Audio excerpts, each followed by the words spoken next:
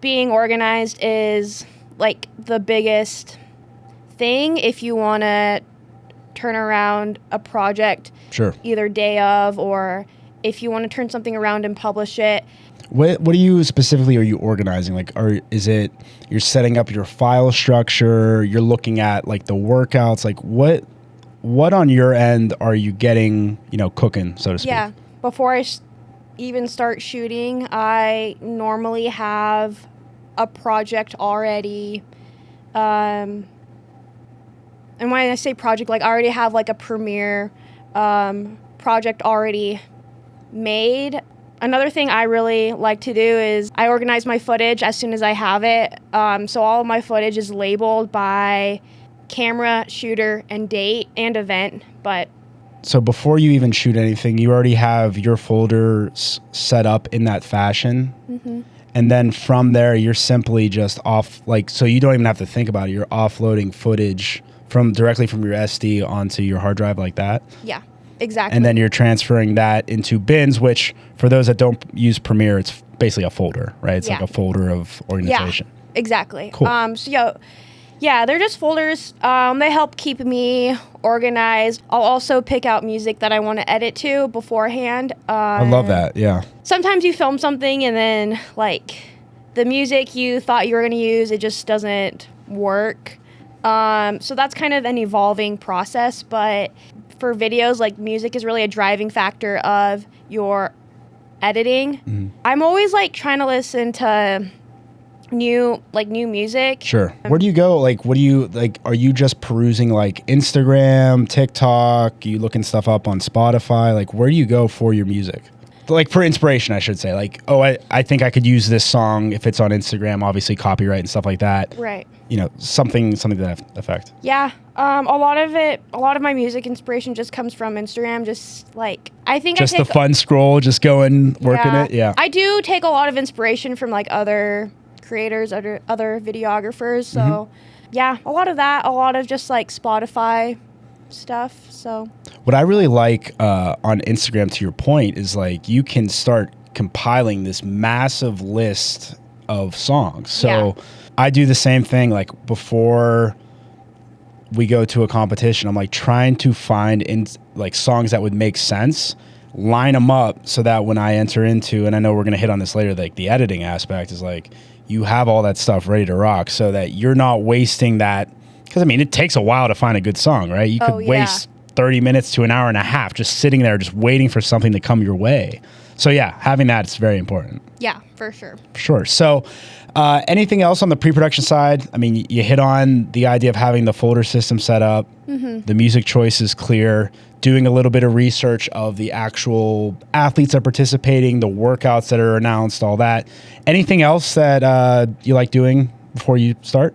I think the more you do it, the more you kind of learn what gear you need. So that kind of, comes down to the shooter. I guess full time, I do more editing. So yeah, that's kind of yeah. But we're getting you in front of a camera now. It's gonna be great. So we got to keep that rolling. In front of and behind. Sorry, yes. I'm saying that now because I'm actually getting out in front of the camera now. So now I'm saying that more than saying behind the camera. It's all a whole thing. Anyways. It's a whole thing. Yeah. So talk me through now. You have your file system and you're bringing it into your editing software. I know you use Premiere. What's the next step in there? I rename all the clips with the camera, the shooter, the event, and the date.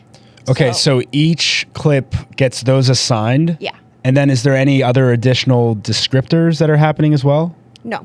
Okay, so just that. Got it. And this is before you bring it in the Premiere? Yeah. Got it. Okay.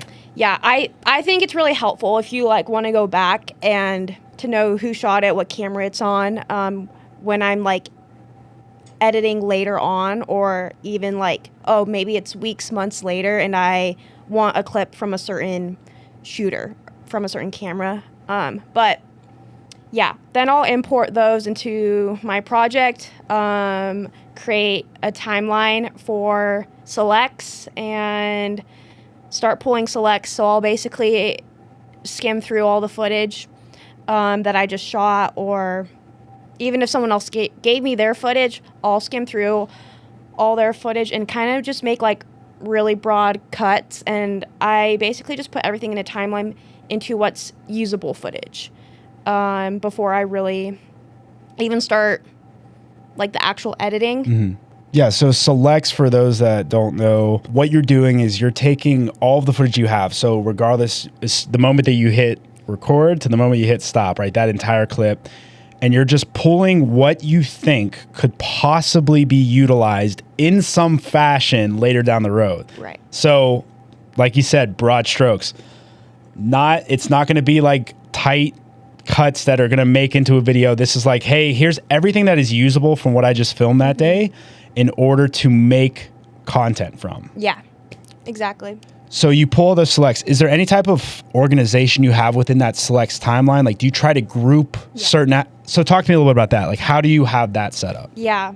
So I color coordinate everything. So everything shot by shooter A, that gets one color. Everything shot by like shooter B, that's another color.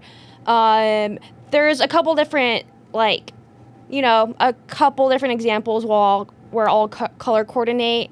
If I were shooting like two different athletes, then I would, and it was the same shooter, like if I were shooting both of those athletes, but like they both need their own videos, I would also like color coordinate. Okay. Like if I found a clip like, oh, it's this athlete, every time I had a clip of them, I would color it a certain color. If it were a different athlete, I would color that a different color too. So a couple different things happening there. So when you have two different people that are filming one thing, you coordinate them different colors. However, when you're a single operator and there's multiple athletes going at once, you then color coordinate to those athletes as opposed to the shooter. Yeah, exactly. Got it. Okay. So it just kind of depends on, what you're doing. If you're the only shooter, if you're working with multiple shooters and you're the only editor.